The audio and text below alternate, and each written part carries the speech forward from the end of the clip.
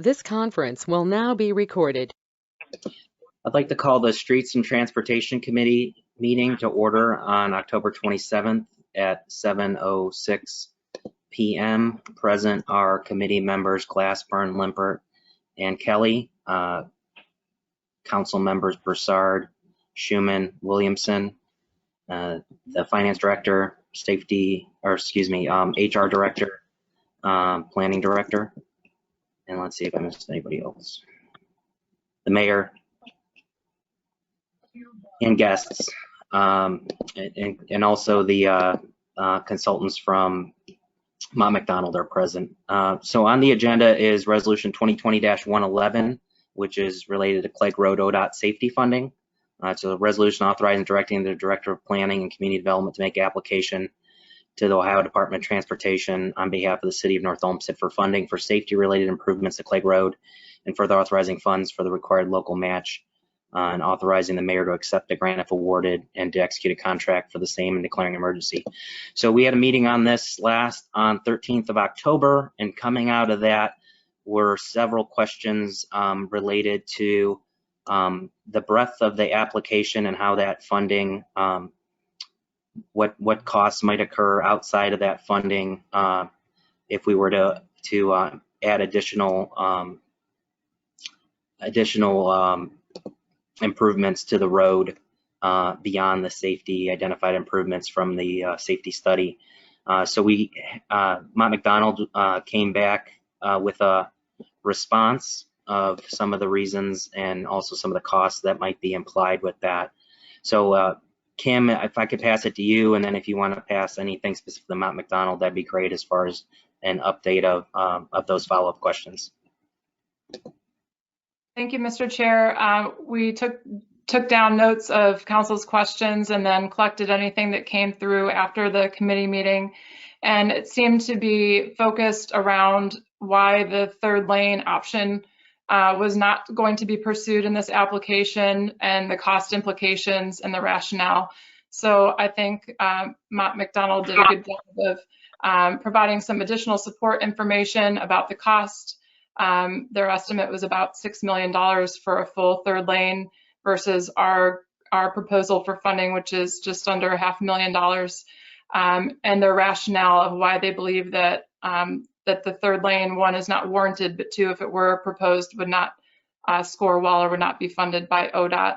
And rather than probably a lot of this stuff they had already shared in their presentation and during the Q&A, but if there's any particular area that committee or council would like the consultant to focus in on, I'm sure they'd be happy to expound or clarify anything in their memo.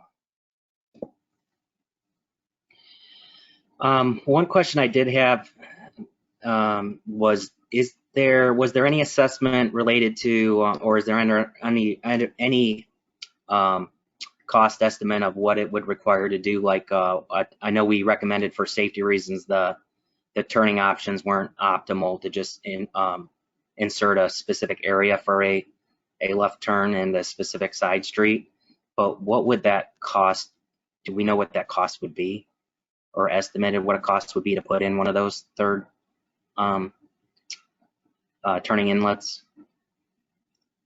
Are you asking like for just one additional intersection? Like what one? Yeah, I think what we talked about, and I understand that the assessment was that wasn't the optimal safety to put in individual left turn areas as opposed to a full left lane. I just wanted to know if we had an understanding of what that cost would be to put in one for one of the mentioned side streets, north of Lorraine. I'm sure that would depend on the length of the turn lane. Sam, maybe you can take that question. Yeah, looking at our cost breakdown just for Maple Ridge, we're close to $250,000 at Maple Ridge for widening, and that's just in one direction. So it would be a comparable amount if you're talking spot locations. Maybe not twice that if you're widening for multiple directions, a north and south left turn lane, and then maybe a little bit less if there are overlapping turn lanes where widening would occur through multiple intersections. So rough estimate would be in that range of $250,000 per location. Okay. Any questions from committee? Mr. Glassburn. Thank you, Mr. Chair.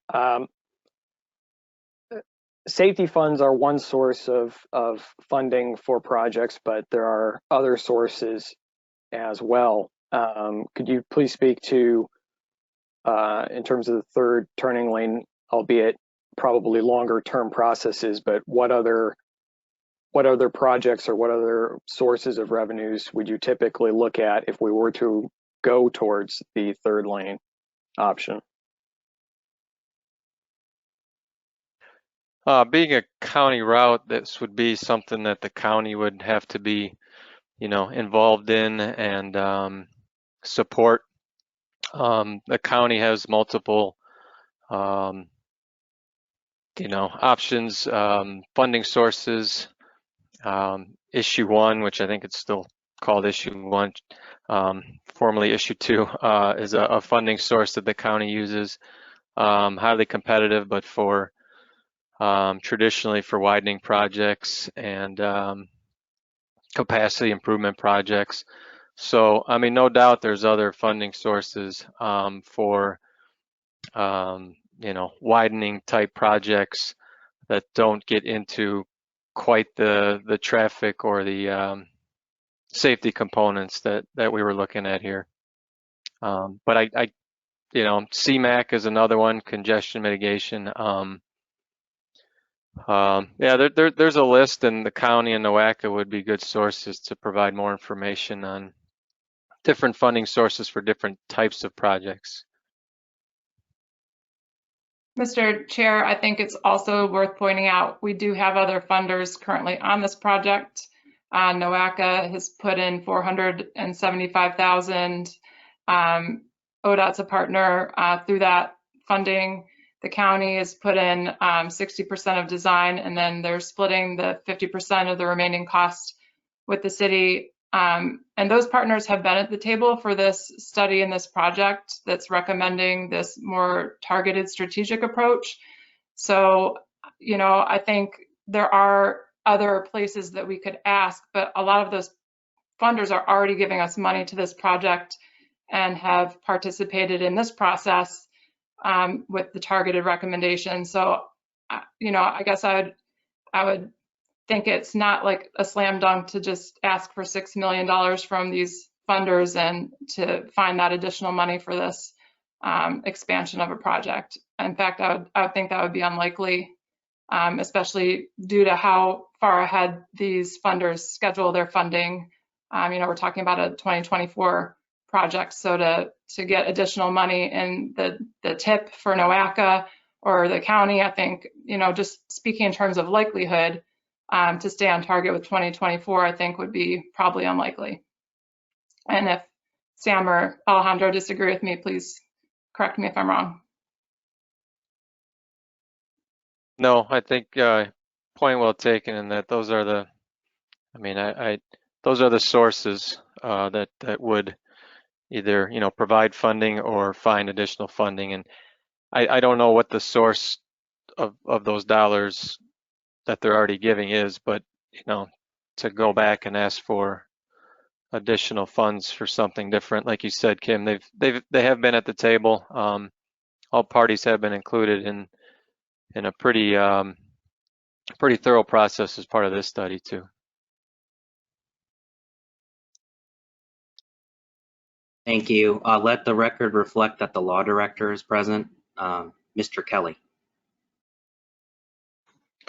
Just curious, whose idea was to make this improvement such of a limited scope with just basically that one improvement? I mean, was this from your company, or is the city guiding you to make this a smaller project, or why are we just limited to one left turn lane here? That's my question. Sure. So the process was, step one was data gathering. That was traffic counts, traffic information, and crash information. And so we approached the corridor and the study limits with that information, and no preconceived notion of what we would recommend, or just based on that information and our own experience of CLIG going into the study. The next step was to use that information and identify areas of need and come up with recommendations that would match and address those areas of need. And at that point, it was a formal check-in with city, county, NOACA, and ODOT at that time. And we had, like the report mentions, like we mentioned in this follow-up memo, a fair range of countermeasures, and kind of went through pros and cons of each, trying to really hit home on the cost benefit. What are the benefits of each, and what are the costs of each, and what's the kind of the range of those benefits too. And so from that larger list, we narrowed down to a few spot improvements, which we felt like had a big impact on the whole corridor. And this is not limiting scope just to limit scope. It's doing what we feel like, or recommending what we feel like is prudent use of funding, number one, but with a big benefit to go along with it. And we've always identified the ODOT safety funds as a potential source for improvements. And in doing so, any improvement that we wanted to recommend in this study had to have a safety focus. And so not only did we achieve everything we wanted to with the recommendation, congestion, but also has very strong safety components. And as does the crossing, or the improvements recommended at the Clegg Park crossing. So, we did not approach this as let's focus on one intersection. We let the traffic information, crashes, and vehicle volumes kind of bear that out, and then presented a range of options to city, county, NOACA, and ODOT, and really, took a group approach, but presented everything we could in terms of pros, cons, benefits, costs, and as a group came up with the 2 recommendations that we did. Can I ask one more question? Go ahead, Mr. Kelly. Yeah. Thank you. Were you involved in the project on the other side of Lorraine Road, the south of 480, by any chance, quite a while ago? No. Okay, thank you. Mr. Glassburn. Thank you, Mr. Chair. I don't imagine that we would receive $6 million in funds to pay for the entirety of a third lane project any more than we're receiving the entirety of the funds for this project. The question is to try to have as a council and as a city administration an understanding of what are our ultimate choices, because the reality of a project like this is that if we repave and we do this, the likelihood that we would go back and then expand this as a third lane is 0 in the next couple of decades, presumably. So this is a commitment of both dollars, but of strategically what we're doing with this area of town. So all of the options presented mitigated the safety concerns and the congestion concerns. The third lane basically eliminated all congestion, if I understood the report correctly. So I think this is a lot larger decision than just deciding whether we're replacing a crosswalk or signage at Little Clegg Park.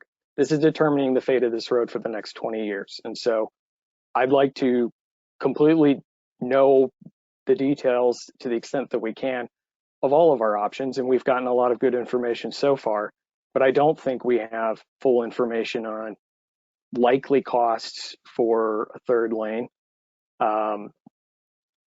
So, Mr. Chair, I'm not ready to proceed with this. As an additional consideration, the residents who have expressed concerns about expanding Clegg Road are precisely the residents that will be impacted under all three of the scenarios presented. That being the residents that live on Clegg near the Maple Ridge Road and Clegg intersection. In order to do this safety improvement, we're going to still impact those residents. So I do fear that there is a potential lose-lose situation in that the residents who would benefit from a third lane don't get what they want, and the residents that are concerned about their property still are the ones who get impacted. So thank you, Mr. Chair. Mr. Glassburn, what didn't you understand about the cost for a third lane? What other information do we need on that? So for this project, we've talked about how we have safety funding. We have ODOT funding, and we've gotten the cost down to $500,000. We don't have a sense for how does that $6 million go down?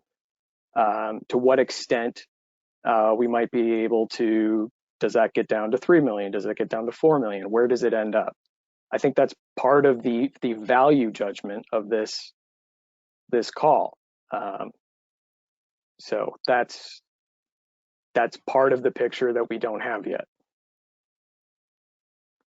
Okay, hey, Ms. Lieber, can you just talk through a little bit quickly on the this specific application for safety funding and the sort of the rolling timeline on that, and then just in general when another window would potentially open for investigating other opportunities that was mentioned here, which again, it sounds like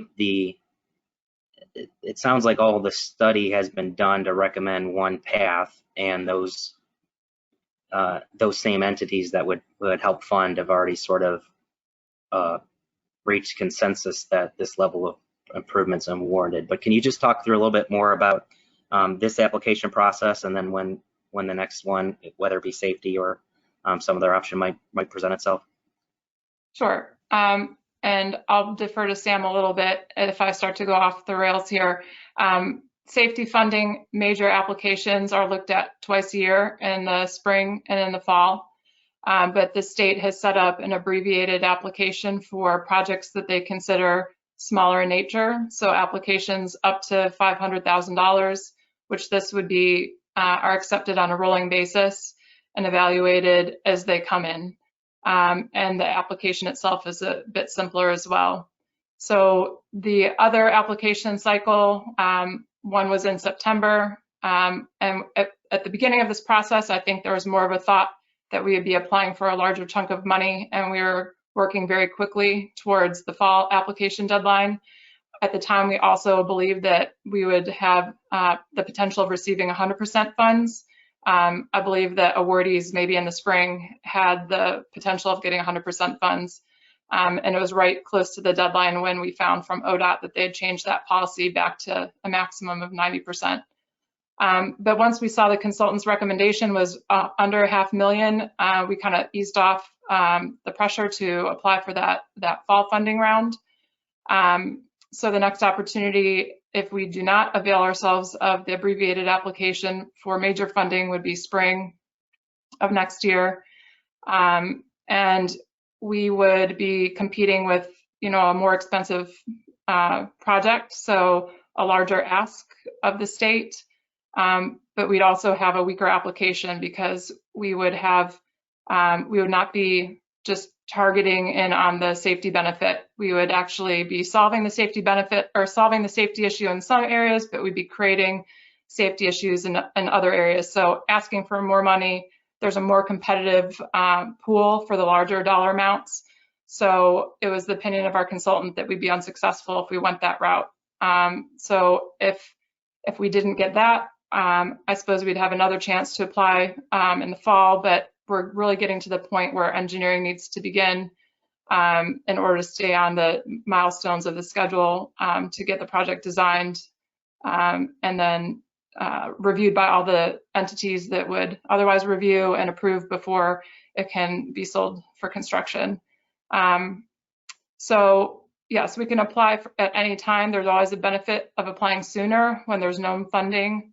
Certainly, I don't think anybody has a crystal ball to know exactly what state funding will look like in future years. I think this pot of safety funds tends to be a priority, but other types of funding might be impacted by the pandemic, not entirely sure. So Sam or Alejandro, if you have other information you can support or provide an answer, I'd appreciate it too. Yeah, Kim, that was a really good summary. I'll just add one thing. I heard today the statewide safety allocation of money has been maybe the most reliable funding source from the state of Ohio over the last 10 to 15 years. They always have it. They always spend it. And today I heard that, like everything else, the future is unknown with that funding source. Governor DeWine is very high on safety and has actually increased the amount in that pot since he's been in office. But a little bit of news came out today that the spring cycle may be affected. Fewer projects may be awarded money and match might be less. Now, again, you said it, Kim, there's uncertainty in everything right now. But that's just a piece of information I heard today. So even if the city decides to move forward with the abbreviated application for the recommendations, I would still encourage you to do so sooner than later. Any other questions from committee? Questions from council?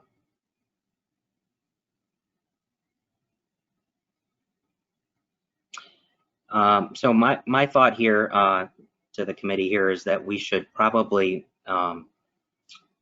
move forward with this legislation, and if council determines not to approve it, then that will give us a point to move forward with a more broader plan and address those uncertainties as they come on the rolling schedule. And just interested quickly in Ms. Sleever or the mayor, your thoughts on that proposal and what those implications would mean to you.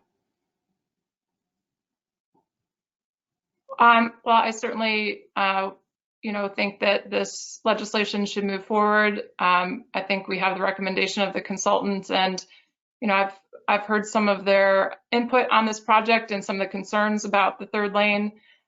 So I think from the administration standpoint, we're taking the recommendation of our professional traffic consultants and suggesting that this be the path that we take forward with the project. If things change, we could apply for this money, and if we find that new data presents itself or new information, and if there are other funding sources, but I don't want to miss out on this opportunity to make these needed improvements in this area. I don't want to miss out on $500,000 to help alleviate traffic issues. So I guess I would just encourage council to, vote on this one way or the other so that we can take some decisive action. Is it Mr. Kelly? Yeah, Mr. Kelly, I actually had just a comment. So Mr. Kelly and Mr. Glassburn, if we have other specific questions, I think we could probably gather those and do another round of follow-up, perhaps before the next meeting is my thought. But Mr. Kelly, go ahead. You have the floor. I just wanted to make a statement. Clegg Road is a heavily traveled road north and south through this east end of town. And right now, there are still a number of people who are working from home, and the traffic volume on this road is still heavy. As I drive on it most every day, and if things ever get back to a normal again, and the traffic flow gets up to where it used to be, I just don't see the benefit of not having a third lane, that turn lane running through the whole length of it. So that's all I wanted to say. Thank you. Yeah, thank you, Mr. Kelly. Any other comments from committee? Okay, at this time, I'd like to make a motion to approve resolution 2020-111 and ask for a second.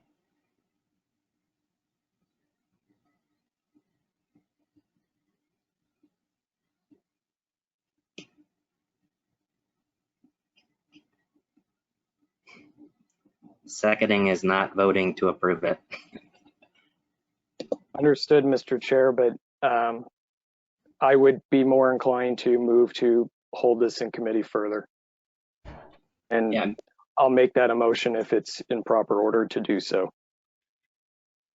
So Mr. Glassburn, let me ask you this. So what are we holding for additional questions or additional proposal for additional lanes that we would fund? What's the reason for holding in your view? I would like to see continued due diligence and a stronger approach towards the third lane scenario. We have some, back of the napkin math on this, but we don't know really what we're comparing against.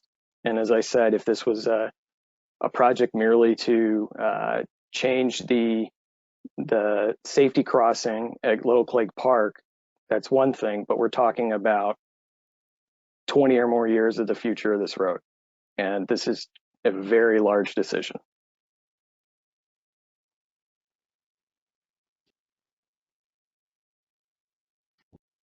Mr. Chairman, Mr. Grow? thank you. Because the motion, there was no second on the motion fails. So that leaves the floor open for an additional motion. If an additional motion is made, then that would be the motion that's in order to be voted upon. And it sounded like that was a motion to hold the matter in committee, I believe. Yes. I don't know that I heard a second. I'd second that. All those in favor? Aye. All those Aye. opposed? Aye. Motion passes 2-1. We'll hold this in committee and we'll conclude the Streets and Transportation Committee at 7:34. Thank you. Thank you.